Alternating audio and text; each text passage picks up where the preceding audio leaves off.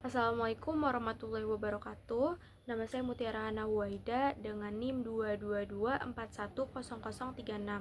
Saya akan menjelaskan tentang laporan laba rugi komprehensif untuk memenuhi tugas ujian tengah semester 2 mata kuliah akuntansi menengah 1. Laporan laba rugi komprehensif adalah laporan yang menyajikan kinerja perusahaan dalam periode tertentu yang berisi laba bersih dan juga penghasilan komprehensif lainnya. Laporan laba rugi komprehensif berisi gambaran mengenai kinerja perusahaan yang lebih rinci dibandingkan dengan laporan laba rugi biasanya, karena terdapat item-item yang tidak terdapat pada laporan laba rugi biasanya, seperti perubahan nilai aset yang belum terrealisasi.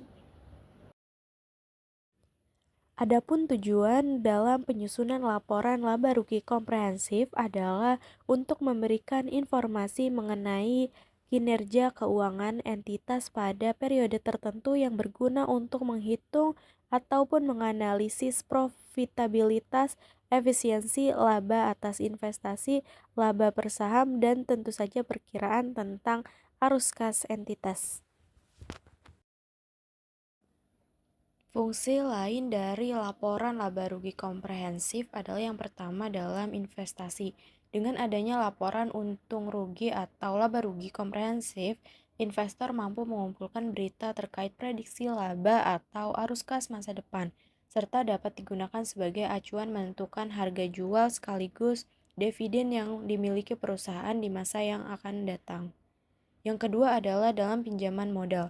Laporan ini memiliki fungsi sebagai pinjaman modal karena dapat dengan mudah mendapatkan pinjaman dari kreditur.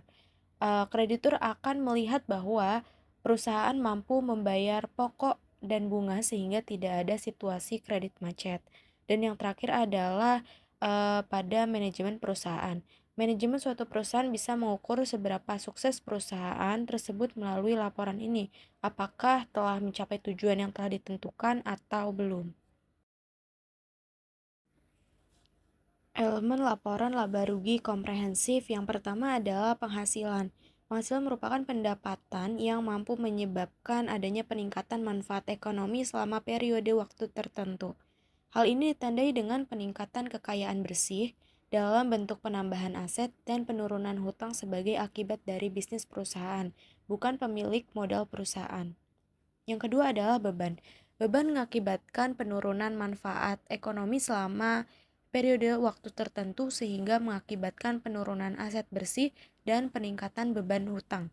Namun, hutang tidak berasal dari nilai kontribusi modal pemilik perusahaan.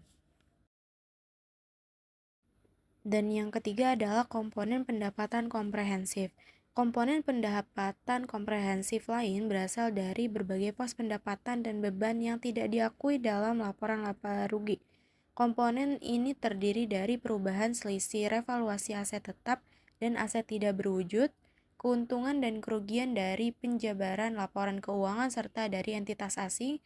Yang ketiga, keuntungan dan kerugian yang timbul dari revaluasi aset keuangan yang diklasifikasikan untuk dijual kembali. Dan yang terakhir adalah bagian efek dari laba rugi instrumen nilai lindung dalam hal lindung nilai arus kas perusahaan.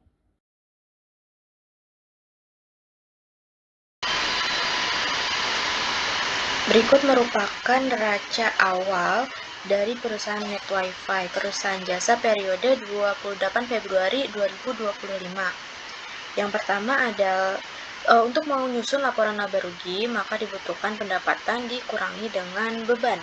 Pendapatan dari perusahaan Net Wifi adalah 7 juta. Beban yang dibutuhkan adalah beban sewa ruko, beban lain-lain, beban gaji, beban listrik, beban telepon, dan juga beban iklan. Total dari beban adalah 5.350.000. Total dari 7 juta dikurangi dengan 5.350.000 adalah 1.650.000. 1.650.000 belum termasuk pajak 0,5% dari omset. pajak 0,5% dari 1.650.000 adalah 8.250. Laba bersih dari setelah pajaknya itu 1.650.000 dikurangi dengan 8.250.000. Maka didapatkan laba bersihnya adalah 1.641.750. Selanjutnya adalah untuk menyusun laporan perubahan modal, maka dibutuhkan modal dan juga prive. Modal yang didapatkan adalah modal awal, yaitu 16 juta. Prive yang ditarik oleh pemilik modal adalah 750.000 dan laba yang didapatkan dari sebelumnya adalah 1.641.750.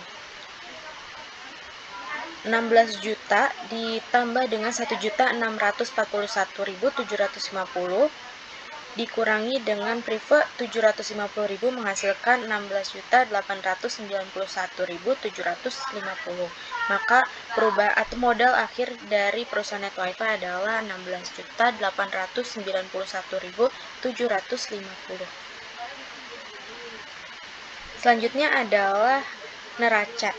Neraca dibutuhkan aset sama dengan liabilitas ditambah dengan ekuitas. Aset dari perusahaan Net Wifi, kasnya adalah 16 juta dan piutangnya adalah 500.000. Total dari aktiva lancarnya adalah 16.500.000. Aktiva tetap yang aktiva tetapnya adalah perlengkapan, peralatan, dan depresiasi. Perlengkapannya 800.000, peralatannya 1.600.000, depresiasinya 8.250. Total dari aktiva tetapnya adalah 2.391.750. Total dari asetnya 16.500.000 ditambah dengan total aktiva tetapnya 2.391.750 adalah 18.891.750 rupiah. Dan pasiva atau liabilitasnya itu adalah hutang sebesar 2 juta, modal akhirnya 16.891.750. Total dari pasivanya 16.891.750 ditambah dengan 2 juta yaitu 18.891.750.